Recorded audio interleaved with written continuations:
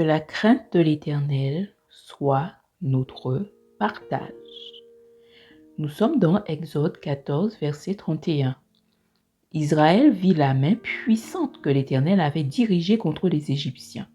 Et le peuple craignit l'Éternel et il crut en l'Éternel et en Moïse son serviteur. Amen.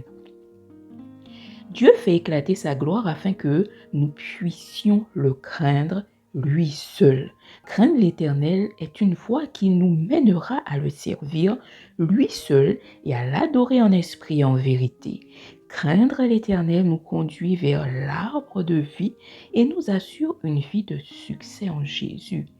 La crainte de l'Éternel en hébreu, c'est ira, qui veut dire crainte, terreur, chose inspirant du respect ou terrifiante, objet de crainte, crainte de Dieu, respect, révérence, piété. Nous allons déclarer ensemble plusieurs passages bibliques nous parlant de la crainte de l'Éternel. Car comme nous le savons, la foi vient de ce qu'on entend et ce qu'on entend vient de la parole de Dieu. On y va, nous sommes dans Proverbe 1, verset 7. La crainte de l'Éternel est le commencement de la science. Les insensés méprisent la sagesse et l'instruction.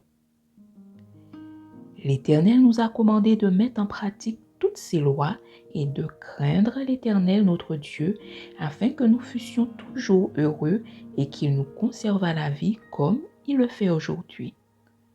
Oh, combien est grande ta bonté que tu tiens en réserve pour ceux qui te craignent. Il bénira ceux qui craignent l'Éternel, les petits et les grands. Heureux tout homme qui craint l'Éternel, qui marche dans ses voies. Tu jouis alors du travail de tes mains, tu es heureux, tu prospères. Ta femme est comme une vigne féconde dans l'intérieur de ta maison. Tes fils sont comme des plants d'olivier autour de ta table. C'est ainsi qu'est béni l'homme qui craint l'Éternel. L'ange de l'Éternel campe autour de ceux qui le craignent et les arrache au danger. Craignez l'Éternel, vous ses saints, car rien ne manque à ceux qui le craignent. Tes jours seront en sûreté, la sagesse et l'intelligence sont une source de salut. La crainte de l'Éternel, c'est là le trésor de Sion. Celui qui craint l'Éternel possède un appui ferme, et ses enfants ont un refuge auprès de lui. La crainte de l'Éternel est une source de vie pour détourner des pièges de la mort. Amen. Regardons ensemble un bel enseignement sur la crainte de l'Éternel. Nous sommes dans Josué 24, versets 7 à 16. Vos pères crièrent à l'Éternel, et l'Éternel mit des ténèbres entre vous et les Égyptiens. Il ramena sur eux la mer, et elle les couvrit. Vos yeux ont vu ce que j'ai fait aux Égyptiens, et vous restâtes longtemps dans le désert.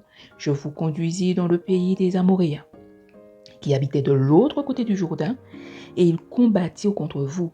Je les livrai entre vos mains. Vous prîtes possession de leur pays, et je les détruisis devant vous. Balak, fils de Stippor, roi de Moab, se leva et combattit Israël. Il fit appeler Balaam, fils de Béor, pour qu'il vous maudît. Mais je ne voulus point écouter Balaam. Il vous bénit, et je vous délivrai de la main de Balak. Vous passâtes le Jourdain et vous arrivâtes à Jéricho. Les habitants de Jéricho combattirent contre vous. Les Amoréens, les Phéréziens, les Cananéens, les Essiens, les Girgasiens, les Éviens, les Jébusiens. Je les livrai entre vos mains et j'envoyai devant vous les frelons qui les chassèrent loin de votre face comme les 2 rois des Amoréens. Ce ne fut ni par ton épée, ni par ton arc. Je vous donnai un pays que vous n'aviez point cultivé, des villes que vous n'aviez point bâties, et que vous habitez des vignes et des oliviers que vous n'aviez point plantés, et qui vous servent de nourriture. Maintenant, craignez l'Éternel et servez-le avec intégrité et fidélité. Faites disparaître les dieux qu'ont servi vos pères de l'autre côté du fleuve et en Égypte et servez l'Éternel. Et si vous ne trouvez pas bon de servir l'Éternel, choisissez aujourd'hui qui vous voulez servir. Ou les dieux que servaient les pères, vos pères au-delà du fleuve, ou les dieux des Amoréens dans le pays desquels vous habitez. Moi et ma maison, nous servirons l'Éternel. Amen.